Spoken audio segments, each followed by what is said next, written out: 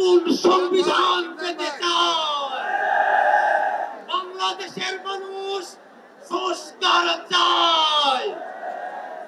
ভাইরা আমার, বৈষম্য বিরোধী ছাত্র আন্দোলন যখন জুলাইয়ের প্রোক্লেমেশন নিয়ে রাজপথে জমায়েত করার ঘোষণা দিয়েছে, আমরা দেখেছি সরকারের পক্ষ থেকে উদ্যোগ নিয়ে সকল রাজনৈতিক পক্ষকে সাথে নিয়ে সরকার জুলাইয়ের ঘোষণাপত্র পাঠ করার সিদ্ধান্ত গ্রহণ করেছে।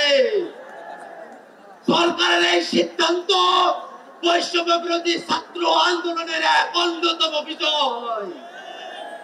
আমরা সরকারের কাছে দাবি জানাতে চাই, অবিলম্বে জানুয়ারি মাসের 15 তারিখের মধ্যে জুলাইয়ের প্রোক্লেমেশন ঘোষণা করতে হবে। বাংলাদেশের মানুষ এক নতুন সংবিধান প্রত্যাশা করে।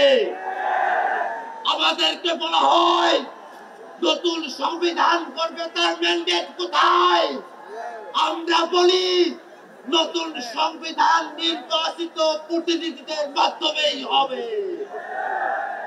বাংলাদেশের আগামী নির্বাচন হবে গণপরিষদ নির্বাচন।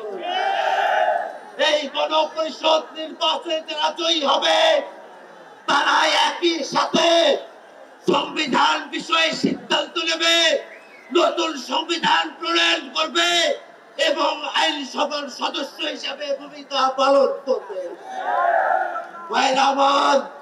বাংলাদেশের মানুষের যে চাওয়াগুলো আছে, বিচারের চাওয়া আছে, সংস্কারের চাওয়া আছে, নতুন সংবিধানের চাওয়া আছে।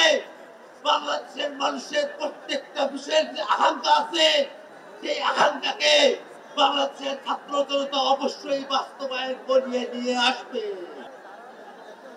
দিল্লি না ঢাকা, দিল্লি না ঢাকা, দিল্লি না ঢাকা, ক্ষমতা না জনতা। এসেছি আমাদের বাংলাদেশের জাতীয় পতাকা এবং ফিলিস্তিনের পতাকা বাদে কোন টাকা।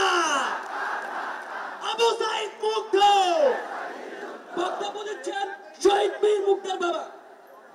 সংস্কার চাই, আমরা কি বিচার চাই?